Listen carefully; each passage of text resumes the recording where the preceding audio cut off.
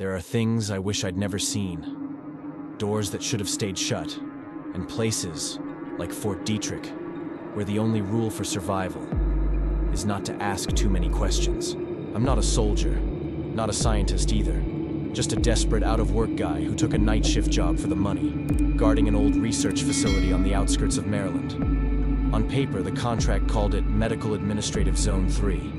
But anyone who's heard the rumors knows the real name Fort Detrick, the government's top-secret biological weapons research center. From the very first day, it felt wrong. No nameplates, no introductions. Just a man in a white lab coat and black sunglasses at midnight, handing me a thick stack of papers and speaking in a voice colder than steel.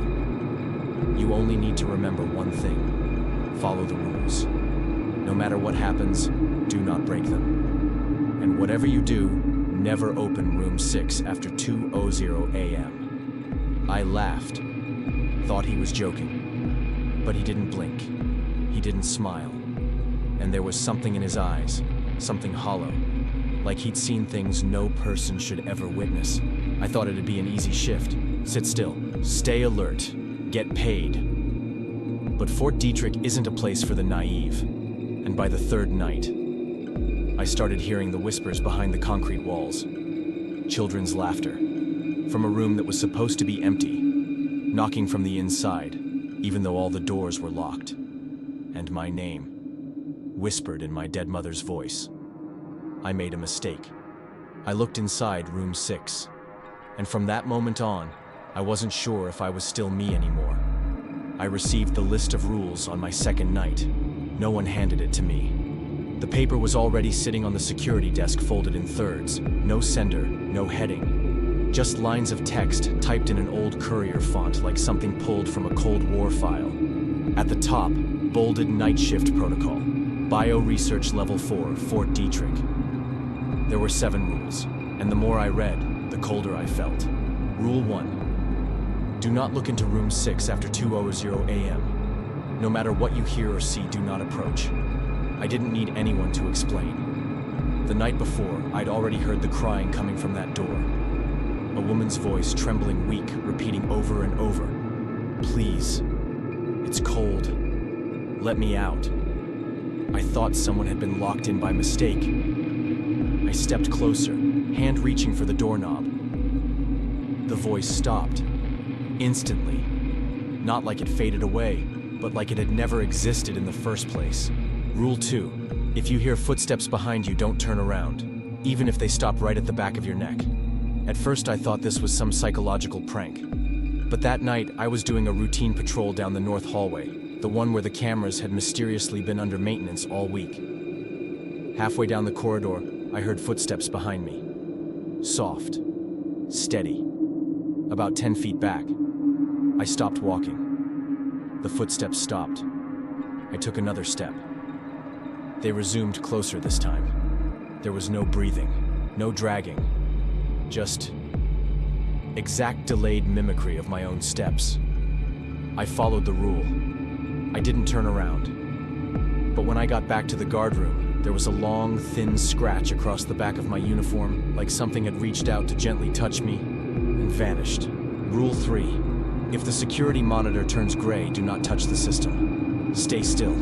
Wait exactly 4 minutes. I nearly broke this one. The monitor suddenly flickered to a grainy grayscale static like an old broken TV. One screen showed the East Wing hallway, but something was wrong. I saw myself walking down that corridor even though I was clearly sitting in the control room. The me on the screen stopped walking, turned to face the camera, and slowly raised a hand, pointing directly at me. I reached to unplug the monitor, then remembered the rule. At the 4th minute mark, the feed returned to normal. That version of me disappeared. That's when I learned at Fort Detrick the thing that looks most like you usually isn't. Rule 4. Do not speak to any staff in gray hazmat suits. They are not on the personnel list. I saw one at exactly 3:33 a.m. He stood motionless at the end of the lab corridor, facing away from me.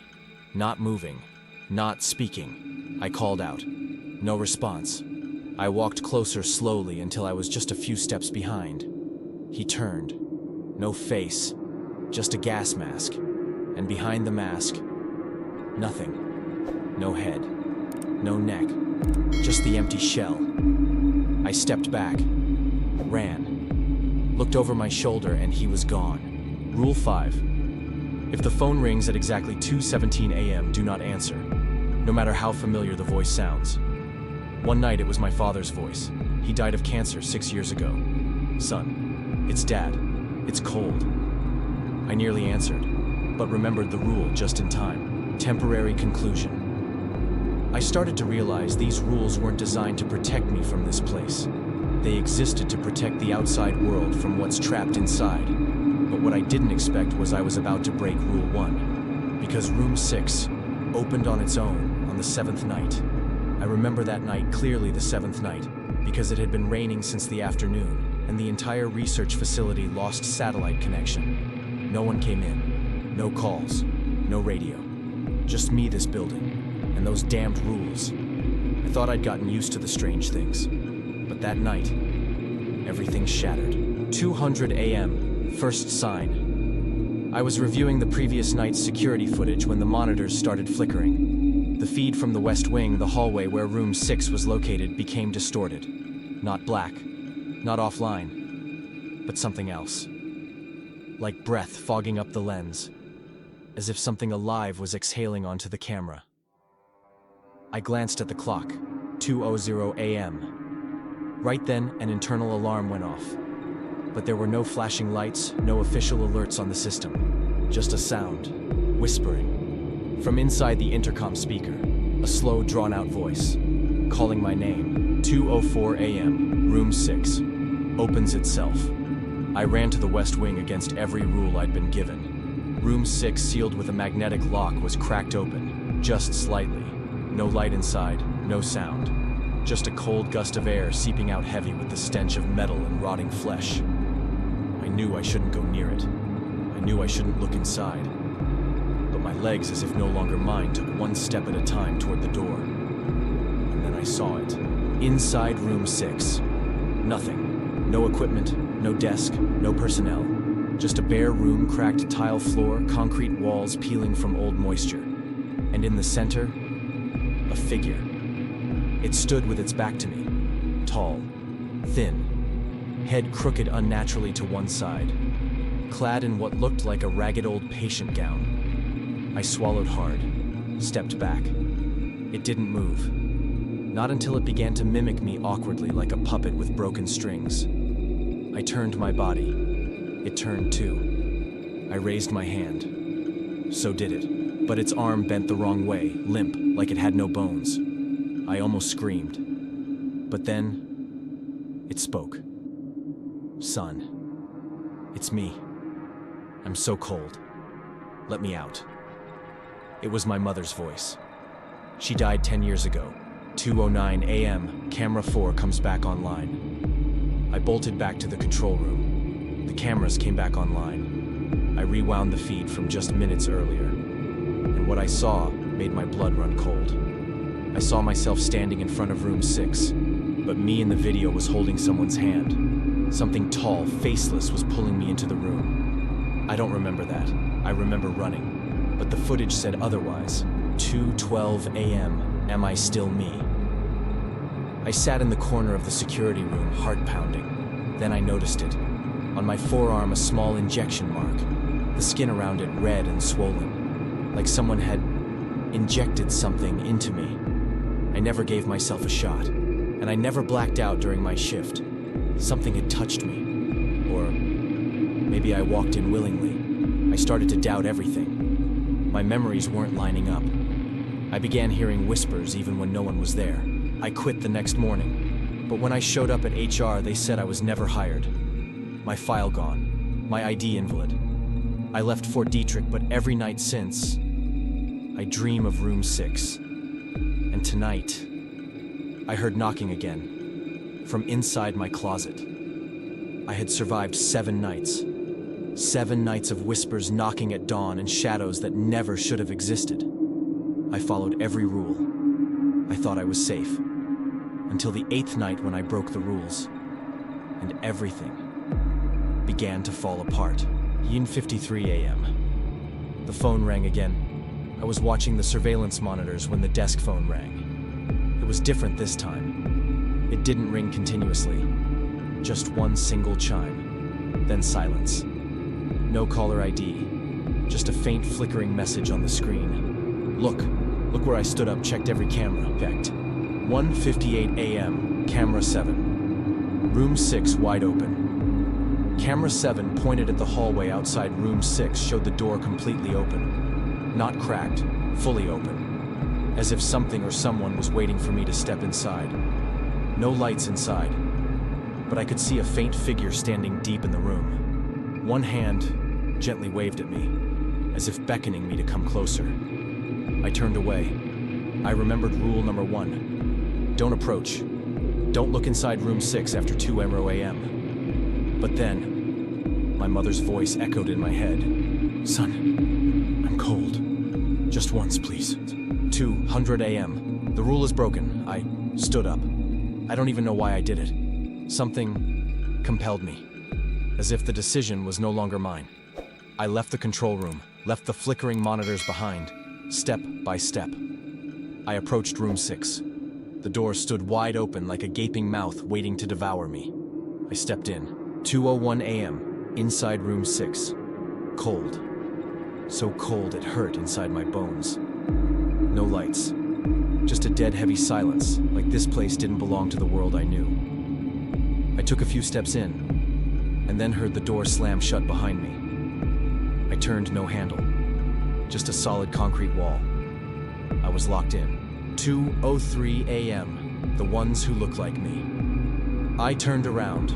There were 3 people standing in front of me, wearing the same security uniform. Same height, same hair, same face.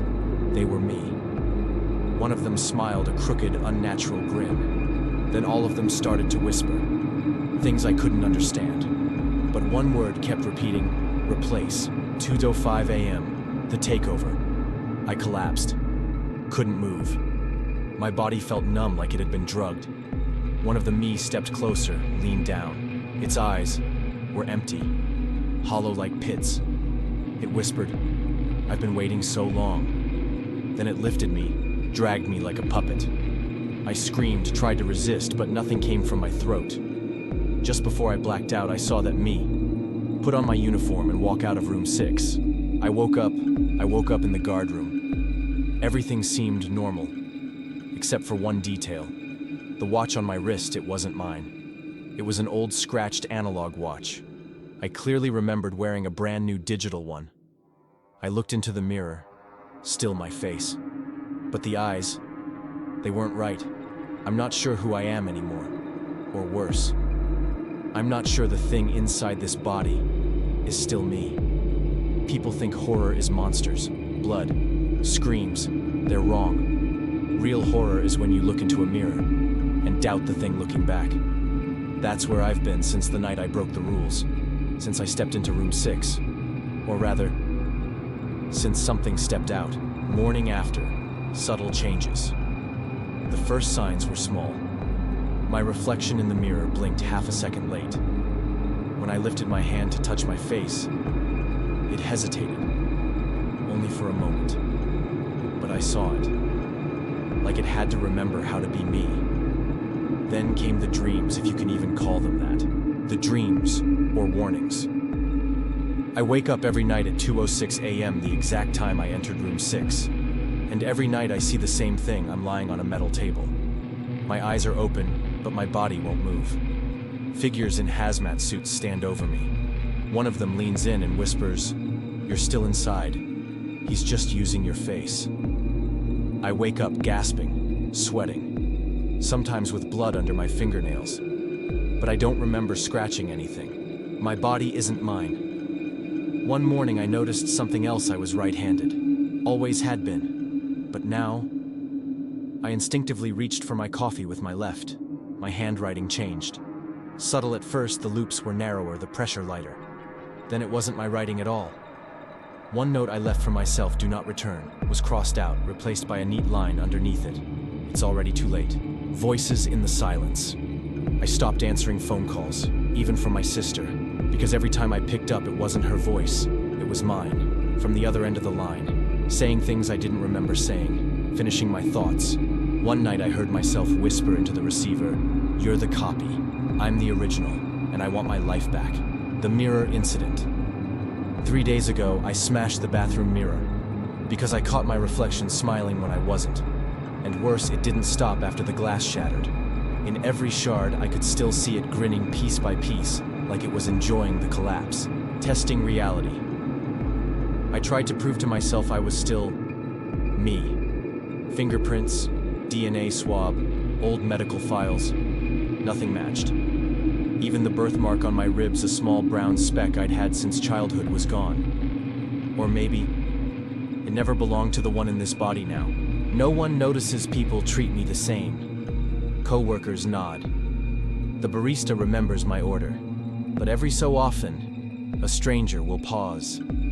Look at me with a strange expression, like they're trying to figure something out.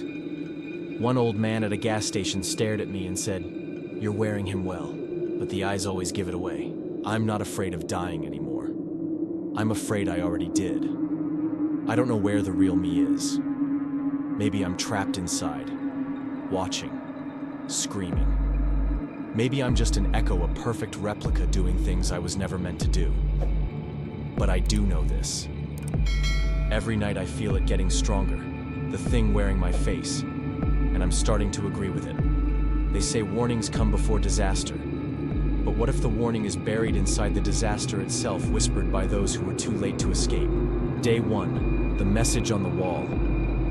It started with a foul smell, rot, mold, bleach. I traced it to the men's restroom near the east wing. A stall door was stuck shut, jammed at the bottom. I forced it open. Inside, blood smeared across the tiles, forming something that looked like handwriting. The rules aren't for you. They're to keep it in. The blood was dry old, but the stall had been deep cleaned 3 days ago. There was no record of any incident logged. When I asked the janitor about it, he stared at me like I'd lost my mind. "That restroom's been closed for years," he whispered. "No one goes in there." But I did, and someone left me that warning. Day 3, the red file.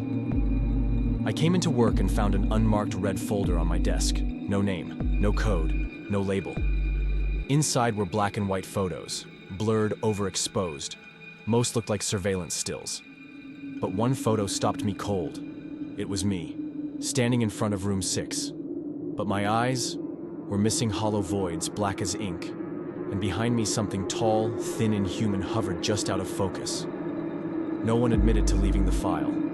Later that night, it was gone. Burned, shredded, or maybe it never existed. Day 5. The footage that shouldn't exist. At 2:17 a.m., the internal camera system glitched. For 11 seconds, all feeds showed the same hallway, the main corridor leading to room 6. But the figure walking down the hallway wasn't me. It wasn't anyone from the staff. It was the thing, the one that looked like me. Only this time it was dragging something. A body. Torn. Crumpled. Face hidden. The timestamp on the footage said it was recorded tomorrow. Day 6. The voice from the vents.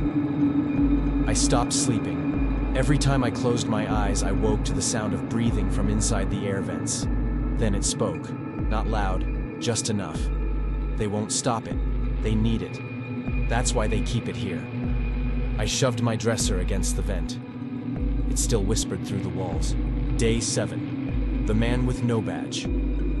During my shift, a man in a white lab coat walked past security. He had no badge, no name tag, no ID. I called out. He didn't stop, so I followed. He entered a maintenance door marked "Authorized Personnel Only." I'd never seen it open before, but when I entered, there was nothing behind it. Just a blank wall, concrete, cold, dry. On the floor, written in chalk, "You're next." Day 8. Final broadcast. At 2:00 a.m., every monitor in the security room turned black. Then all at once a message appeared in glowing red text. "Do not trust the rules. Do not trust the mirrors. Do not trust yourself." Behind the screens, I heard footsteps, many echoing through empty hallways. But when I looked outside, no one was there.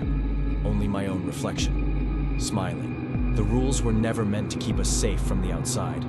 They were written to trap it here. But something changed. It got out. and it's wearing one of us. And now it's leaving warnings. Why?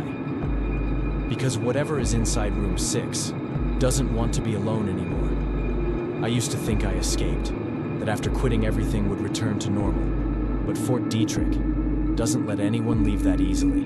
Day 14. After I left Fort Detrick, I moved to a small apartment in rural Pennsylvania. No one knew what I'd done, no one asked. Everything seemed peaceful, until that first night. 2:00 a.m., a knock at the door, 3 times. Then silence. I got up. No one in the hallway. No cameras. Just a piece of paper slid under my door. Scribbled in messy red ink, maybe blood. You forgot something. We didn't. The package returns. 2 days later, I received an unmarked package. Inside was the watch I'd lost at Fort Detrick. It was still ticking. But the time was frozen at 2:06 a.m., and its reflective face didn't show my reflection. It showed someone who looked like me but crying tears of blood. The final call. A call came from an unknown number. Just one sentence in my voice. "You're not the original. The real one is still inside room 6. I screamed into the phone. Then, who am I? The other end just laughed. A distorted, inhuman laugh. Like it came from a throat that no longer had vocal cords. The truth in the mirror. I started cutting into my own skin, searching for chips wires, anything to prove I was human. Nothing.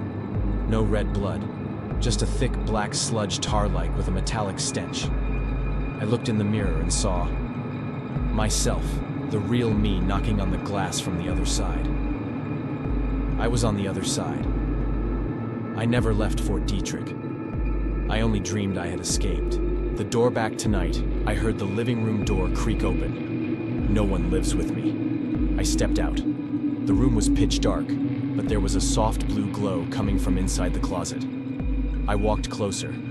It wasn't a closet anymore. It was room 6's hallway, stretching endlessly, lined with cracked walls and flickering lights. Doors lined the corridor, slightly ajar, waiting for me.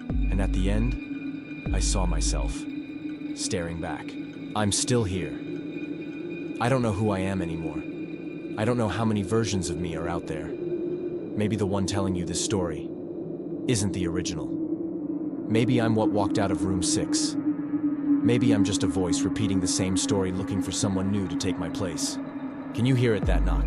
It's for you this time. Every rule has a reason, but there's one rule that was never written down. Once you hear this story, you're no longer just a listener, and now it knows you.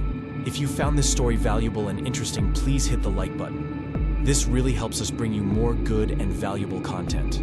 Leave a comment below and let us know what you think, what questions you have, or what topics you would like us to cover next. We love hearing from you. Of course, hit the subscribe button and turn on notifications so you never miss our next stories.